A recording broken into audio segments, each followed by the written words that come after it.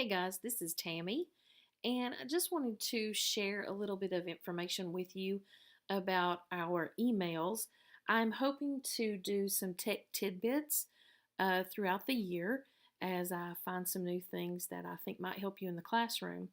And I know sometimes when we're overwhelmed and we open up an email and we really think it's a great thing that we want to read, but we just don't have the time at that moment.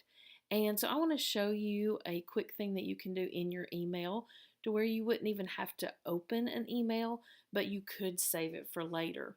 Now I have gone through clevelandschools.org and clicked on webmail and signed into my email account. From there, as you can see over here on the left hand side, there's several options there. And just like I tell my students, if you see an arrow or a caret, click on it because you don't know what you might find. I can actually click on these and close them.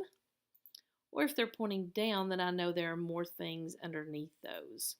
And one thing that I have used for a very long time, many of you have, again, may know about this, that there is a tab over here that's called a cabinet.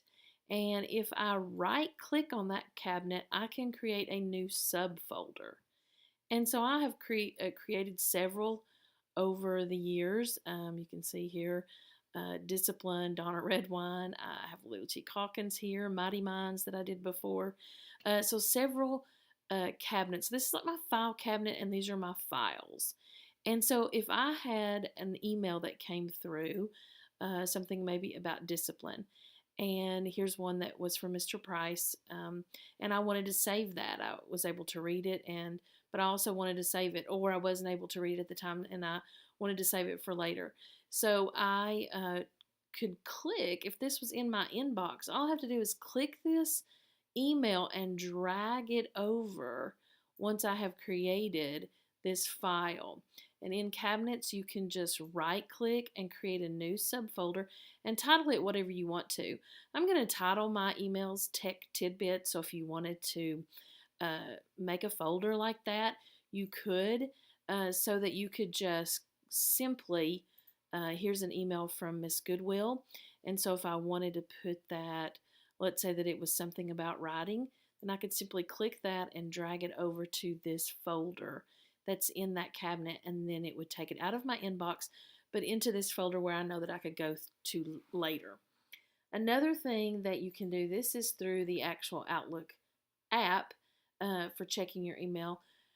Kind of the same thing. It looks a little bit different, but I notice, I don't use this one a lot, but I do notice, again, the arrows that I can click on. And this one, which doesn't look like I can change the name of it, it's not bold. But if I click on that, that's where I find my cabinet. But something else I did notice, so if I click on that, you can see all of my different files there. One thing I did notice though is that I can right click on this and actually create a new folder.